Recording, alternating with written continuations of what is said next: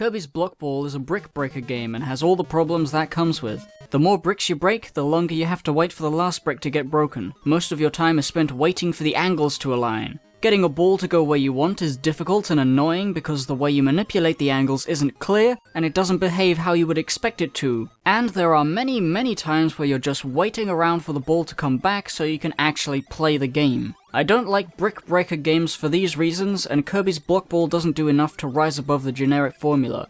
It has some copy abilities which change up the gameplay a tiny bit, but there are so few of them in the levels. The ability is obtained by touching the relevant enemy and destroying them, meaning it's a one-time thing because they don't come back, and if you die, you lose it, so most of the time you won't have these abilities. Sucks. There's also a timing aspect. If you press A when Kirby hits the pins, you can bounce him back out at speed. He's able to break certain blocks at this speed, but most of the time it accomplishes very little. I find myself doing it purely to speed up the game because of how slow it is by default.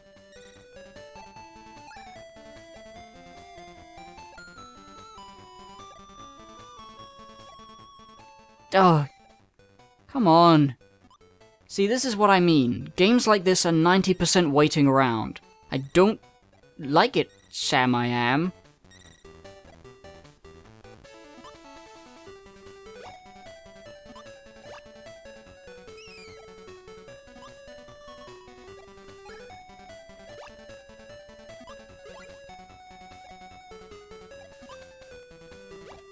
Oh goody, a bonus. Let me tell you how shit the bonuses are. There are warp stars hidden in some levels that let you pick from one of 4 bonus levels. All but one of them are stupid and I hate them. We have Up Down, Star Catcher, Air Hockey, and Up Cloud. Up Down makes no sense whatsoever. You have to push everything up or have everything come down or something. I ran out of time and didn't get shit, so that's good. Nice bonus level. I really feel rewarded for finding that warp star. What fucked me over was the ball decided to go in nearly horizontal zigzags, which was the slowest possible way to move, and I couldn't get it to change. Also, I realized far too late that if the ball hit the bottom of the screen, that was a good thing, I think. The object of the game, maybe, is to have the ball hit the arrow down there to make one of the stacks reach the bottom, but that went against the entire idea of Brick Breaker. You stop the ball from going down, and you break things at the top. I couldn't figure that out because of how not make sense it did. Really confusing. I don't know what I had to do, and it made me feel like shit for not giving me anything. Why did you waste my time? Starcatcher is bullshit. I'm gonna show you my first experience with it in full, and see what conclusions you come to about it.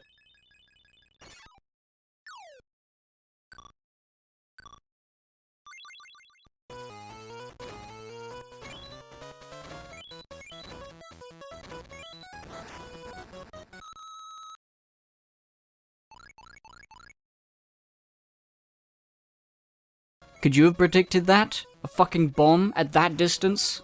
Fuck off. It's pretty obvious that the point of this game is to catch the stars, and if you let any through, then you lose, as indicated by the no bonus I got. Again, really good bonus. I feel like I accomplished a lot. There was no indication that there would be bombs or that I could lose so immediately. I mean, what's the deal with that? Why would you design a bonus stage to be near impossible to complete on the first try? Why is it trial and error? I thought bonuses were supposed to be good. Maybe it's another instance of needing to read the manual to understand what's going on, but all that does is make the game feel dated and more frustrating.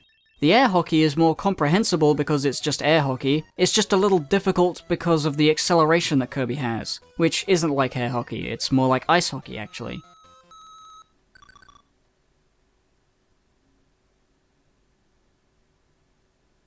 The only fun bonus level is Up Cloud, because it makes sense visually and it doesn't have a timer. You hit the clouds up until one gets to the top. The challenge is to get the 3 up clouds to the top before one of the other ones. But at the very least you get a 1-up, which makes it feel like a bonus instead of a chance at a bonus. I don't know why the other ones are so annoying and stringent with giving me I would never ever pick any of these other 3 because you can lose and not get anything. But in this one, you can potentially get at least a 1-up. Completely stupid. There's also another bonus that can happen in the normal stages. If you manage to hit some sort of block, the rest of the blocks turn into jelly, which Kirby smushes right through, and you have a limited time to get them all.